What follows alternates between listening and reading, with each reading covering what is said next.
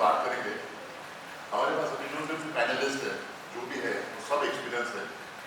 Anil sir सबसे ज़्यादा experience है उनको। चेतन भाई, उनका ब्रांड दादर में आज कोई भी जाएंगे तो चेतन भाई का दुकान का ब्रांड कोई भी पूछेंगे कहाँ से भी आपको पता मिलेगा। Same is a consultant for the retail and he has worked. I'm less of a consultant, more of a former CEO. Former CEO. For last 25 years, grocery retail. Food and grocery retail. Food and grocery retail. Mahesh Chaudhary ji है। महेश चौधरी जी और हमारा career almost same. मैं मेरे से बहुत senior है, पहले से चालू हुआ करियर, लेकिन हम लोग बहुत साथ में काम किए हैं। Pramod ji is a consultant, उनके पास कम से कम 200 प्लस स्टोर्स का एक्सपीरियंस है। उनका ही स्टोर्स है, उनका ही टर्नओवर वो मानते हैं। मैं पहला क्वेश्चन महेश चौधरी जी को बोलता हूँ कि महेश चौधरी जी, ब्रांडिंग क्यों इम्पोर्टेंट है? Why branding is so important? What do you think? Branding, actually मैं पहले ब्रांडिंग क्या है थोड़ा सा बताता हूँ। आपने बहुत सारी चीज़ें बताई है। आज मेरे शेल्फ पे स्टॉक है, दैट इज माय ब्रांडिंग। आज मेरे यहाँ पे कस्टमर को सर्विस मिल रहा है, दैट इज ब्रांडिंग। मेरे पास में आज कस्टमर एक अच्छा एक्सपीरियंस घर में लेके जाता है, वो मेरे लिए ब्रांडिंग है। ब्रांडिंग रही बात second part of the coin की, ब्रांडिंग अपने बिजनेस को वैल्यू देता है। अपना जो दुकान है या शॉप है, उसकी एक नई इमेज बनती है। अगर आपके दुकान को ब्रांडिंग नहीं है तो एक कमोडिटी शॉप लगेगी कि जहाँ पे एक गोडाउन लगेगा। तो इसीलिए branding is important for the retail business. Chetan bhai, आपको कभी महसूस हुआ कि आपका स्टोर एक ब्रांड स्टोर बन गया है? जब कस्टमर आके सिर्फ मांगता है मुझे तेल दो, मेरा टाइप का चावल दो, मेरा चावल दो, तो वो ब्रांड मान गया है कि ये सर्वोदय ब्रांड है, जो देगा वो ठीक है, गारंटी ये देगा वो परफेक्ट हो। उसने कभी मांगा ही नहीं कि इस ब्रांड मेरे दुकान के अंदर आके वो मांगता नहीं कि ब्रांड का ब्रांड हो। That is the change. तो जो सुपर मार्केट जो ब्रांड परसेप्शन है ज़्यादातर, वो डिसीजन में चेंज होता है। बहुत सारा कस्टमर का होल्डिंग कैपेसिटी रहता है। मैं अभी 3 दिन के बाद सामान लूँगा, आपके पास ऑयल नहीं है ना, ठीक है, मैं रुकूंगा 3 दिन के बाद आपके दुकान से सामान लूँगा। डेफिनेटली कितनी बार ऐसा होता है कि इतना स्टॉक नहीं है, मैं बोलूँगा नहीं ठीक है वापस आऊँगा। उसके आगे लिस्ट में 25 आइटम है, 25 में से 1-2 नहीं मिला तो बोलेगा कोई वादा नहीं, कोई चिंता नहीं, 2 दिन के बाद आओ, मगर दूंगा इधर से। सर जी, आपने तो एज अ CEO बहुत सारा काम किया है, तो ब्रांडिंग में आपको प्रॉफिटेबिलिटी कैसा दिखता है? या Branding way is a definition of relationship. Right? I'm audible? Branding basically मेरे हिसाब से एक definition of relationship, however one person relate to, that is the kind of brand. वो आप धारणा वो क्रिएट करते हैं, वो perception, the creation of perception that one person has about your service और योर प्रोडक्ट और your outlet, that is what is called brand. ये बेसिकली बनती है धारणा से। तो हम जो बोलते हैं ब्रांडिंग फेल क्यों होता है, तो फ्रस्ट्रेशन से होता है। फ्रस्ट्रेशन इज व्हाट एक्सपेक्टेशन और रियलिटी के बीच में जो गैप होता है, वो डिफरेंस। तो एक जो कस्टमर एक्सपेक्ट करके आता है तो उसको मिलेगा, वो एक धारणा है। तो वो आपने वो धारणा को ड्राइव कर दिया तो you are able to pull it, but once you have pulled it you have to deliver it. कितने बार आप डिलीवर करते जाओगे उतना उसका परसेप्शन स्ट्रांग होता है। तो एक रिटेलर का जॉब ये है कि ये परसेप्शन बिल्ड करो इतना कि वो अपने घर से उठ के आपकी दुकान पे आए। उसके बाद में दूसरा काम है कि वो जब आए तो उसको मिले। फॉर एग्जांपल मैं एक प्रमोशन क्रिएट करता हूँ, उसमें 10 कैटेगरी का लिफलेट या ब्रोशर डालता हूँ, आज के डेट में सोशल मीडिया में करते हैं।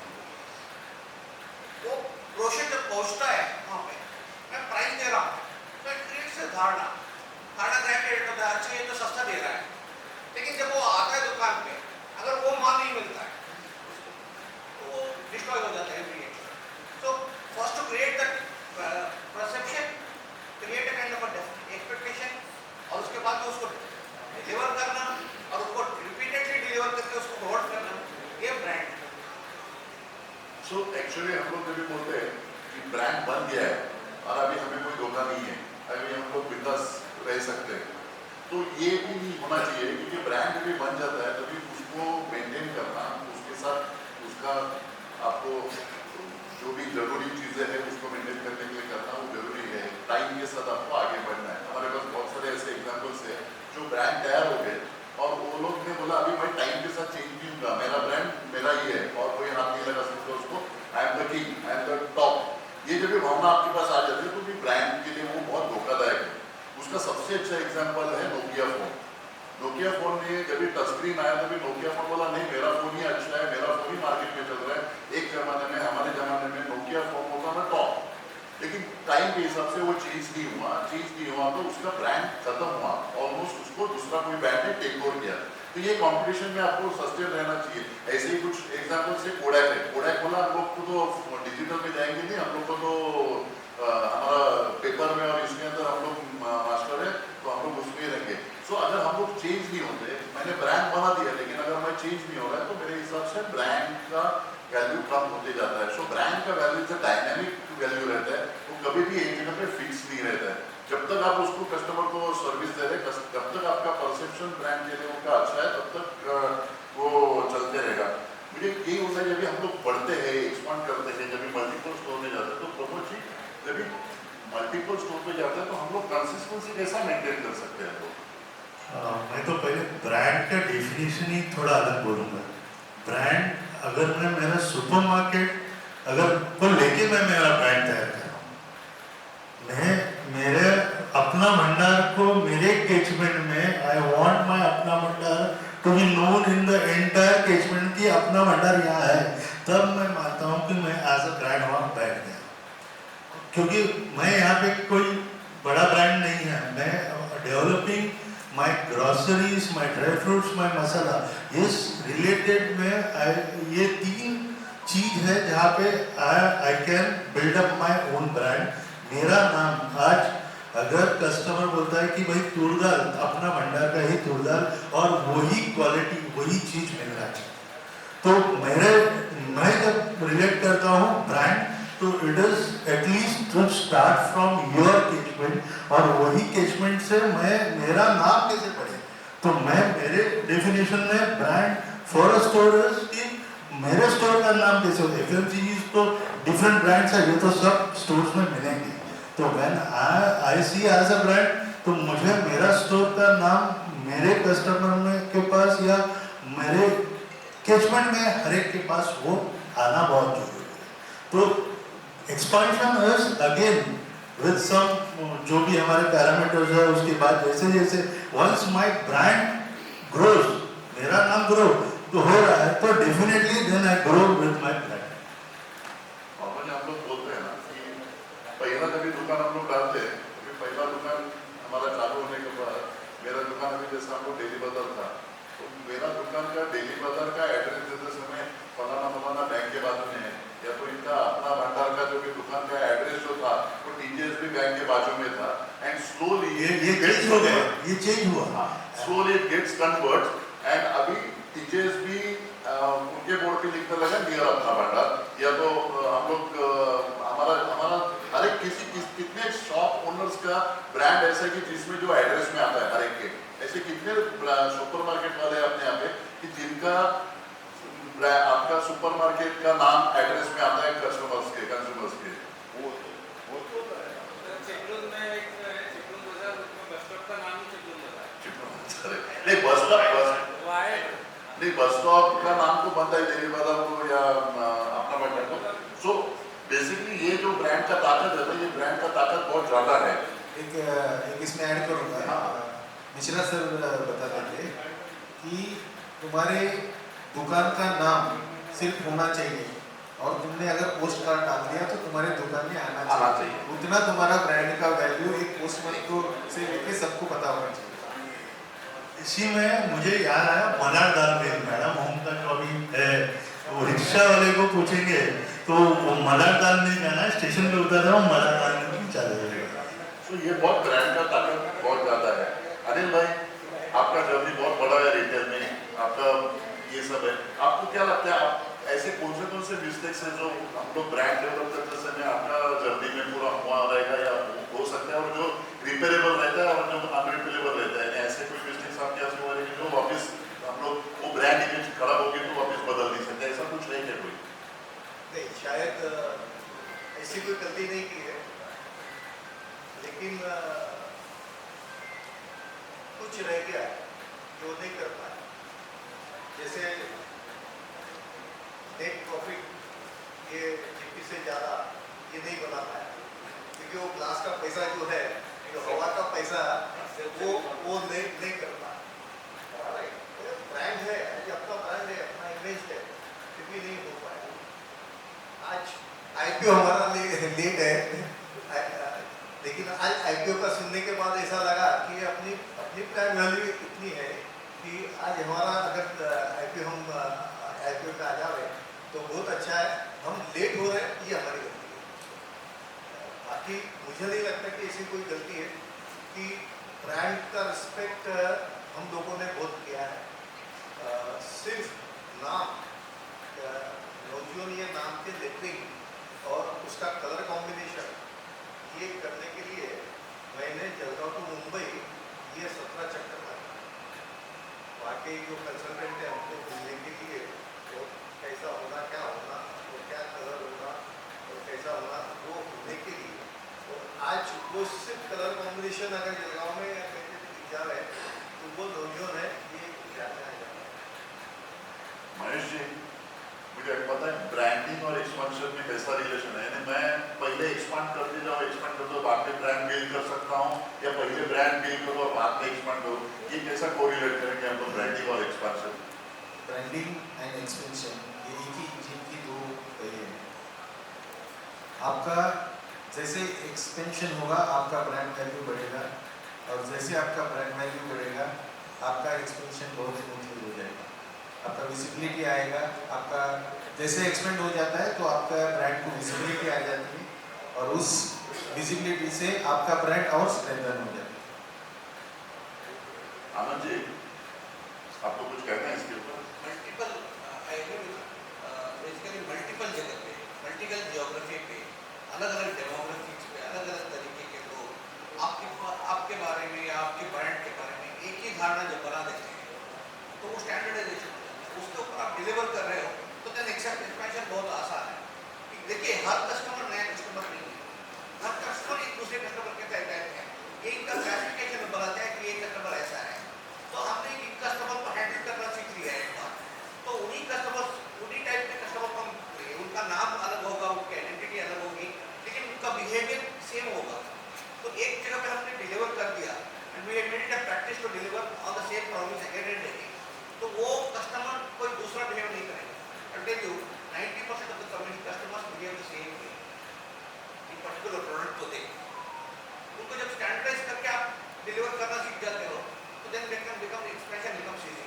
अनलेस आपका क्या है कि 500 किलोमीटर का एक रेडियस है, मैंने इंडिया में जो देखा हुआ है, I have worked in 3 regions out of 4 regions of India, except east मैंने तीनों रीजन में काम किया है। वहाँ पर मैं देखता हूँ कि जो आपका मंथली बास्केट है ना, वो 500 किलोमीटर के बाहर थोड़ा ज़्यादा वेरी करता है, और मंथली बास्केट अब जो मेन आइटम्स हैं, जैसे 5 आइटम 6 आइटम जो मेन धारणा के कारण बनते हैं, जैसे ऑयल, घी, आपका स्टेपल्स वगैरह, उनके ऊपर एक बंदा आपका डिसाइड करता है कि आपके परसेप्शन, ब्रांड परसेप्शन उसके लिए क्या है। So that's why we use a word called as destination category. Destination category इसलिए यूज करते हैं कि वो धारणा को मैं लूँ, उसको स्ट्रॉन्गली ड्राइव करूँ। 3000-4000 प्रोडक्ट आप जब बेचते हो तो आप पे फोकस होना स्वाभाविक है, लेकिन एक कैटेगरी के ऊपर आप फोकस करके, जब मेरा डेस्टिनेशन कैटेगरी ये है, जैसे बहुत सारे लोगों ने यहाँ पे बोला कि most of them had the destination category staples और ड्राई फ्रूट्स बोला होगा। वैसे मेरा एक्सपीरियंस में मेरा हमेशा फ्रेश रहा है। I had a brand product Big Apple जो taken over by Future Group. हम हमेशा एक एरिया में रहते थे, हम या नंबर 1 रहते थे, हम नंबर 2 रहते थे। Even with Reliance, more, everybody is competitive. Actually connecting with this, Reliance fresh जब लॉन्च किया उन्होंने फ्रेश के ऊपर बहुत ज़्यादा ये किया, लेकिन अब हमारा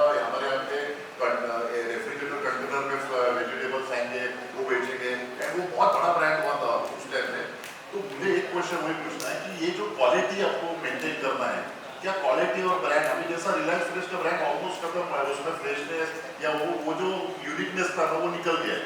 सो क्वालिटी, आपको क्या लगता है quality, how you choose brand any? Very good question. Because कल हमने कल जो भी थे यहाँ पे मिस्टर राजगोपाल इंद्रजो के जो चीफ थे, लीड थे, उन्होंने एक अच्छा बात बताया कि when you offer a product like a fresh product like fruits and vegetables, ऐसे प्रोडक्ट एक पर्टिकुलर होता है कि हमने आपने यहाँ पे रखा था कि DIY means do I buy. एक बंदा जो आपके कस्टमर सर्विस एसोसिएट है, CSE है या एसोसिएट है, शॉप फ्लोर का एसोसिएट है आपका, वो जाके उसका फ्रेशनेस को वैसे मेंटेन करता है जैसे उसको लगे कि वो घर पे लेके जाए. If you think you can buy this product, then you can sell this to customers. That is the basic perception that we have. So quality is important. Yeah. Quality important. Mahesh ji, ये प्राइवेट लेबल आजकल बहुत चल रहे हैं. यानी मेरे पास Maggi है, मेरे पास मैगी है, मेरे पास आटा है, मैं दूसरा मेरा खुद का आटा डालता हूँ. ये जो प्राइवेट लेबल्स है उससे अपना ब्रांड वैल्यू कितना बढ़ता है या कम होता है? बिकॉज हम लोग डायरेक्ट कॉम्पिटिशन में आ जाते हैं उनके साथ, तो क्या ब्रांड वैल्यू बढ़ता है या हमारा सुपर मार्केट में कम होता है? मुझे आपसे भी पूछना है, आपसे भी पूछना है. वेरी गुड क्वेश्चन है. प्राइवेट लेबल से अपना ब्रांड वैल्यू बढ़ता है. When we have the private label, this is a unique product, और ये यूनिक प्रोडक्ट के लिए कस्टमर अपने पास में लॉयल्टी उसकी बनी रहती है. एक तो दूसरा, private label will help us to increase the our margins. हमारे मार्जिन्स में वो हेल्प कर देता है, स्टोर का प्रॉफिटेबिलिटी बढ़ाने में हेल्प कर देता है. और प्राइवेट लेबल जब हम बनाते हैं तो उसका जो कस्टमर का जो प्रिस्क्रिप्शन है कि this product is available only this store, so that एक USP अपने स्टोर का बन जाता है. आपको क्या लगता है? डेफिनेटली प्राइवेट लेबल हमको हुई हमारा ब्रांड या इसमें मैं एक चीज़ ऐड करता हूँ. ग्रोसरीज में मुझे आपका रेंज एंड वैरायटी, ये दो चीज़ बढ़ाना चाहिए. फॉर एग्जांपल अगर मैं तुरदार बोलता हूँ तो मैं अगर हमारे बॉम्बे सेक्शन में हूँ तो मैं 3 से 4 मिनिमम तुरदार मेरे पास रेंज होना चाहिए. मूंग दाल दो, चना दाल दो एंड सो ऑन. तो मुझे रेंज में खेलना है, ये बहुत ज़रूरी है हर एक सुपरमार्केट को. तो ही मैं मेरा डिफरेंस, मेरा रेंज, अगर मेरा प्राइसिंग में थोड़ा ऊपर का भी रहेगा जो रेगुलर चलता है. फॉर एग्जाम्पल तुरदार रेगुलर सेल्स हाईएस्ट, लेकिन यहाँ पे मेरे पास मेरे नाम का तुरदार गोल्डन है, जो कि एक स्पेसिफिक कस्टमर, प्रीमियम कस्टमर वही तुरदार, जहाँ पे नॉर्मल तुरदार अगर 150 रुपये केजी जा रहा है तो वही 240 तक मैं बेच रहा हूँ.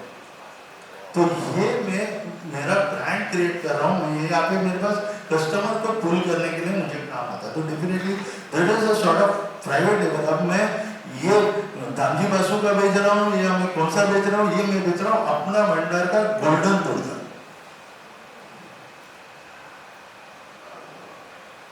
अनिल भाई, स्टोर लोकेशन, हम लोग मल्टीपल स्टोर जब भी जाते हैं तो स्टोर लोकेशन कैसे आइडेंटिफाई करना चाहिए? यानी मेरा वहाँ पे ब्रांड में ज़्यादा है, वहाँ पे मेरा रिक्वायरमेंट है, इस हिसाब से बनना चाहिए, या यहाँ पे मैं मेरा ब्रांड एस्टेब्लिश कर सकता हूँ, इसके लिए जाना चाहिए? हाउ डू डिसाइड कि मैं मेरे को स्टोर लोकेशन बदलना है या मुझे एक्सपांशन करना है, तो एक्सपांशन करते समय मेरा स्टोर लोकेशन क्या होना चाहिए, कैसा, उसमें क्या स्टडी है आपको? यही सर की बात आती है जी की.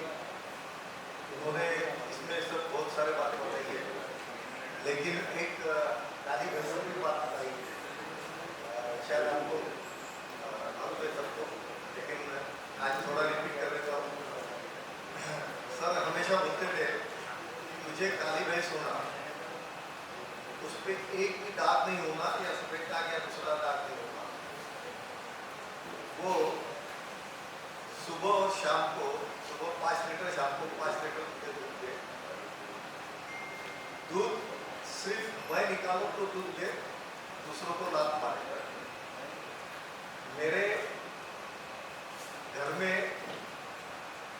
घास खाना है तो सामने वाले के खेत में जावे और वहाँ पे घास खाए, और रोटी करना है तो मेरे घर, मेरे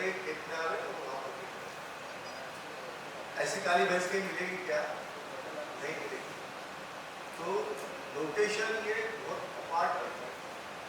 आज हमने सोचा, कितना भी सोचा, तो ये सर्वोदय के बाजू में बना डालूं, पॉसिबल है, लेकिन सर्वोदय का जो लोकेशन है वो एक टाइप का फर्स्ट लोकेशन।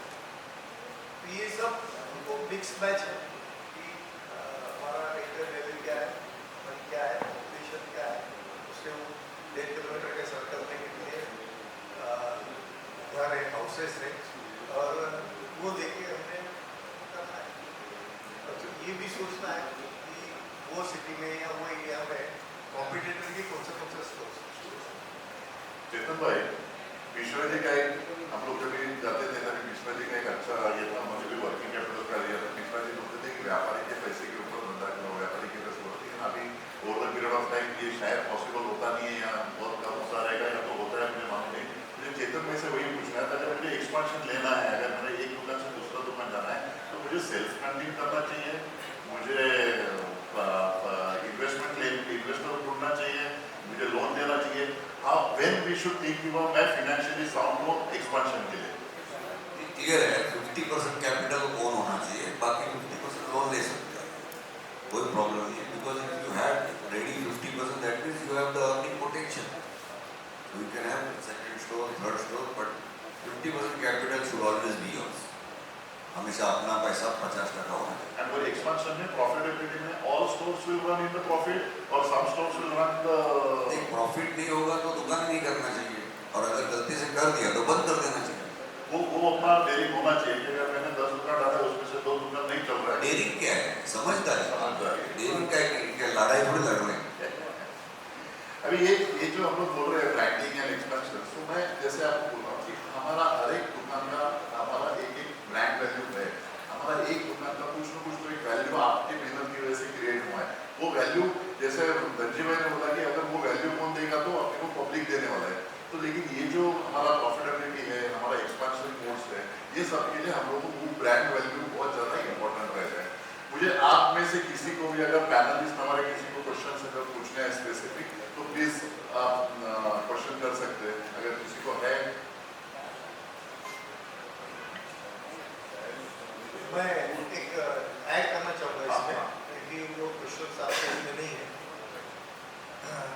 हम सिर्फ समझते हैं कि हमारा स्टोर का एक ब्रांड वैल्यू होता है, लेकिन हमारे यहाँ पे जो स्टाफ होता है ना, वो जो सर्विस देते हैं ना, उसका भी ब्रांड वैल्यू होता है। मेरे यहाँ पे राम करके एक आदमी है, वो 6 लैंग्वेज जानता है।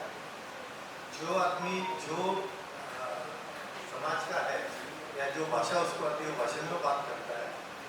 उस समय पे उनका जो भी फंक्शन रहता है वो उनके इसमें ग्रीट करता है उनको, और उसको पर्सनल लोगों के नाम मालूम है। तो कभी भी वो कस्टमर आएगा ना, तो राम कहाँ है, राम बोलेगा। तो कभी कभी मेरे हिसाब से मजाक करता है, राम तो यहाँ है, नहीं हो आमचा रामा बोले। तो सिर्फ हमारा स्टोर का ब्रांडिंग भी नहीं होता है, जो अपना बंदा सर्विस देता है ना, वो उसका भी पर्सनल ब्रांड होता है। किसी को क्वेश्चंस है तो मैं तो भाविक भाई हमारे साइड से और कुछ किसी को कुछ बोलना है? लोकेशन के ऊपर एक बात कर लेंगे। लोकेशन में बहुत स्पेसिफिक ये होता है, क्योंकि उनमें से बहुत सारे लोग नेबरहुड को गेट करते हैं। बहुत कम ही लोग ऐसे होंगे जो काफी मार्केट होगा, जो सिटी से वहाँ आए। एक पर्टिकुलर एरिया में एक प्राइवेट ट्रेडिंग एरिया हम जो बोलते हैं, 1.5 किलोमीटर या 3 किलोमीटर, 1.5 से 3 किलोमीटर के ऊपर लेते हैं ब्रांड। 3 किलोमीटर जो लेते हैं, वहाँ पे आपकी दुकान लगा देने से वहाँ पे कोई कंजप्शन वहाँ पे नहीं बढ़ जाएगा। वहाँ पे ऑलरेडी दुकानें हैं, तो ये कहीं नया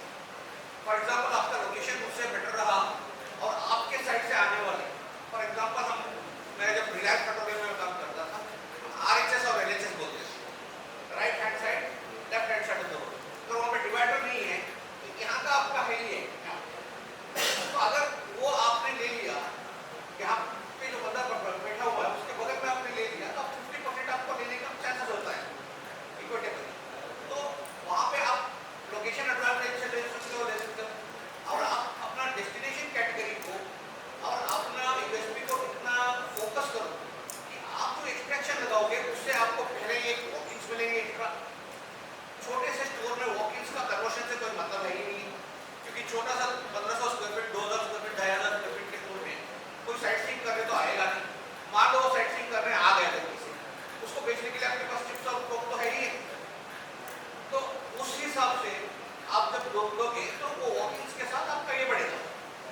तो अब अगर आपकी कैटेगरी में कोई डेस्टिनेशन कैटेगरी में ऐसी कैटेगरी है जो हफ्ते में 2 बार कस्टमर को बुला सकते हैं अपने दुकान के अंदर, आपका लग्जरी ला दें, आपकी भले बिल वैल्यू कम हो जाएगी लेकिन आप उसका रिपीट वैल्यू ज्यादा होगा और इम्पल्स कैटेगरी का सेल बूस्ट हो जाएगा।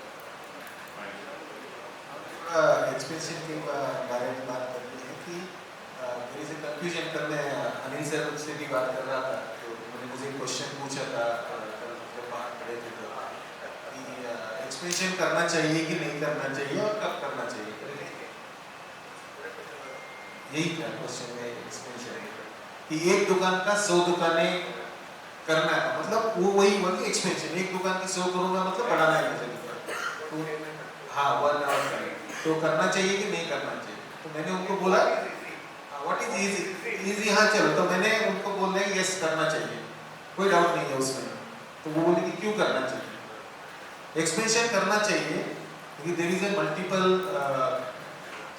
व्यूज इनटू दिस कि एक दुकान में आपको वो चीज नहीं मिलेगी जो मल्टीपल दुकान में आपको फायदे वाली होगी। अगर आपके मल्टीपल शॉप्स होते हैं तो आपका बहुत सारा स्ट्रेंथ बढ़ जाता है, इन टर्म्स ऑफ परचेस में स्ट्रेंथ बढ़ जाता है आपका। जब एक्सपेंशन होता है तो आपके पास आपका सेल बढ़ जाता है, सेल बढ़ता है आपका वैल्यू बढ़ता है, तो आपके पास में अच्छे जो लोग हैं वो काम करने के लिए आ जाते हैं, आपको बाइंग में पावर मिल जाता है, आपका निगोशिएशन बहुत अच्छा हो सकता है। आपका निगोशिएशन अच्छा हो सकता है तो आप कस्टमर को अच्छा ऑफरिंग दे सकते हो, आपका एक्सपेंशन हो जाएगा तो आपका ऑर्डर इनकम भी बढ़ सकता है। So there is a two way to look at it. लेकिन आपको एक्सपेंशन तभी करना चाहिए, एक्सपेंशन करना मतलब सिर्फ कॉपी नहीं करना है मुझे, मतलब एक नया लोकेशन खोलना है इसीलिए नहीं खोलना है। लोकेशन खोलना है तो उसके पहले आपको कुछ चीजें का ध्यान 100% रखना पड़ेगा। मेरी सिस्टम प्रोसेसेस मेरे स्ट्रांग होनी चाहिए, मैं मेरे जहां से मैं सप्लाई करूंगा, आप एक डीसी से मल्टीपल स्टोर को सप्लाई कर सकते हो, तो मेरे डीसी में मेरा WMS सिस्टम स्ट्रांग होना चाहिए, वेयरहाउस मैनेजमेंट सिस्टम होना चाहिए, मेरे सारे स्टोर्स के SOPs जो है स्टैंडर्ड ऑपरेशन प्रोसेस वो स्ट्रेंथन होना चाहिए। क्योंकि मुझे सिर्फ खोलने के लिए नहीं खोलना है, नहीं तो क्या होगा कि एक दुकान में खोल के मैं गलती कर रहा हूं और मैं वापस दूसरा दुकान खोल दूंगा तो पहले दुकान तो प्रॉब्लम है, दूसरा दुकान तो फिर ICU में चला जाएगा। तो ये चीज नहीं होना चाहिए, इसीलिए ये सारी चीजें आपके पास में एक्सपेंशन के पहले तैयार होनी चाहिए। और ये बहुत जरूरी है कि आप स्ट्रेंथन होंगे तभी आपको एक्सपेंशन करना चाहिए, बट डेफिनेटली एक्सपेंशन करना चाहिए। अगेन एक्सपेंशन जरूरी है लेकिन इसको स्टेप बाय स्टेप जाना भी उतना ही जरूरी है। जब मैं मानता हूँ कि आपका स्टोर गुड लेवल के ऊपर जाता है, it is targeted towards very good, you should start thinking on expansion. अब good is what sale per square foot में समझता हूँ 2500 प्लस है तो you are started to be good store.